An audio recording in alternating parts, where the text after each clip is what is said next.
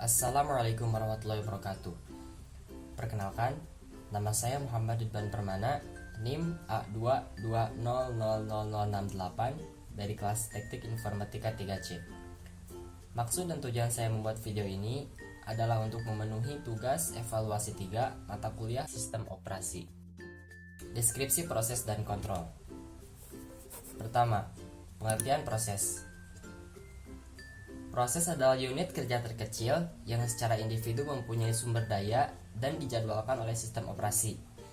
Untuk kegiatan proses, sistem operasi berperan untuk mengelola segala proses pada sistem dan mengalokasikan sumber daya ke proses tersebut.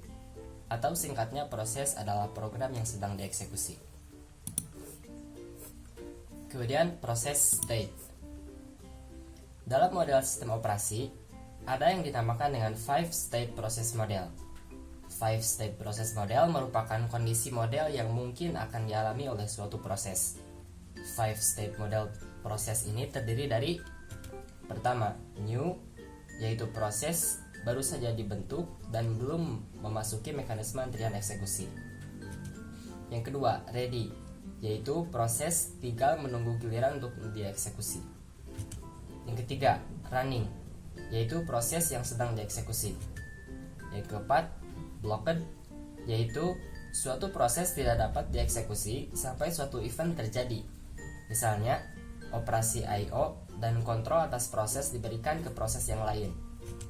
Dan yang terakhir, exit, proses sudah selesai. Kemudian selanjutnya, two-state model proses. Two-state model adalah keadaan suatu proses dalam suatu waktu dapat sedang dieksekusi oleh prosesor yang disebut running dan tidak sedang dieksekusi atau not running. Kemudian proses creation. Alasan penciptaan proses.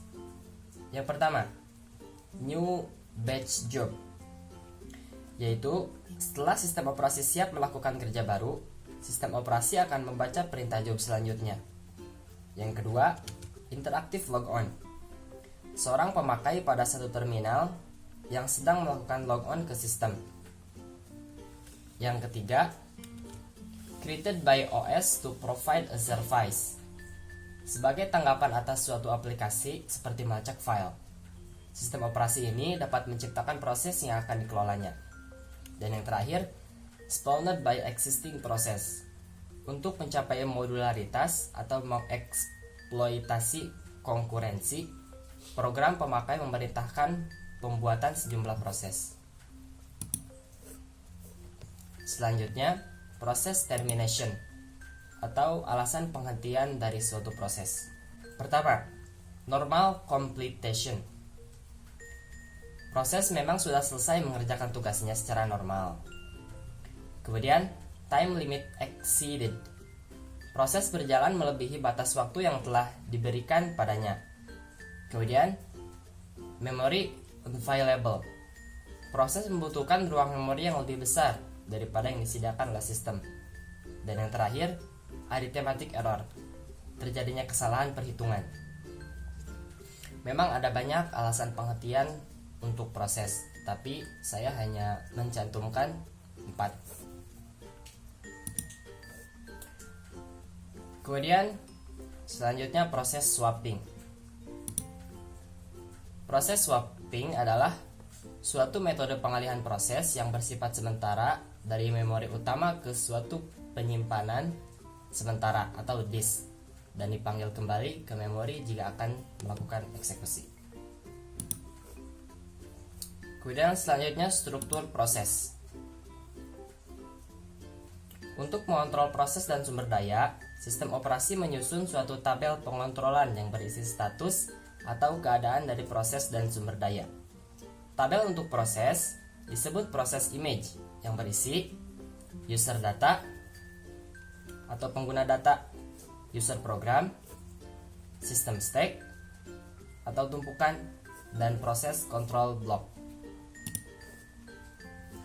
Kemudian selanjutnya PCB atau proses control block. Proses control block atau block control process adalah struktur data yang digunakan oleh sistem operasi komputer untuk menyimpan semua informasi tentang suatu proses.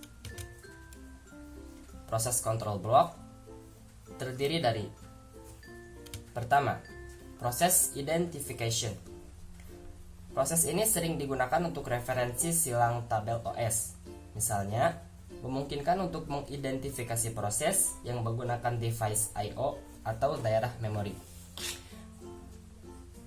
Kemudian, processor state information. Processor state information adalah potongan-potongan informasi yang mendefinisikan status dari suatu proses ketika proses itu ditangguhkan. Dan yang terakhir, proses control information yang digunakan oleh OS untuk mengelola proses itu sendiri. Kemudian peranan proses control block. Yang pertama, proses control block berperan penting di sistem operasi. Mengapa? Karena tiap proses control block berisi informasi mengenai proses yang diperlukan sistem operasi. Kedua, kumpulan proses control block mendefinisikan status atau keadaan dari sistem operasi. Kemudian dua masalah utama proteksi terhadap proses control block. Yang pertama, bug atau kesalahan program. Misalnya, interrupt handler dapat merusak proses control block sehingga dapat mengakibatkan hancurnya kemampuan sistem mengelola proses. Yang kedua, perubahan rancangan struktur dan semantik dari proses control block. Kemudian bagaimana cara mengatasinya? Cara mengatasinya dengan membuat semua routine yang berhubungan dengan proses harus melewati routine handler khusus untuk proses control block. Routine handler proses control block ini melindungi proses control block dari pembacaan dan penulisan. Kemudian yang terakhir yaitu switch context. Switch context adalah proses penyimpanan status sehingga dapat dipulihkan dan melanjutkan eksekusi di kemudian hari. Mungkin sekian deskripsi proses dan kontrol yang dapat saya jelaskan. Mohon maaf bila banyak kesalahan. Wabillahi taufiq wal hidayah. Wassalamualaikum warahmatullahi wabarakatuh.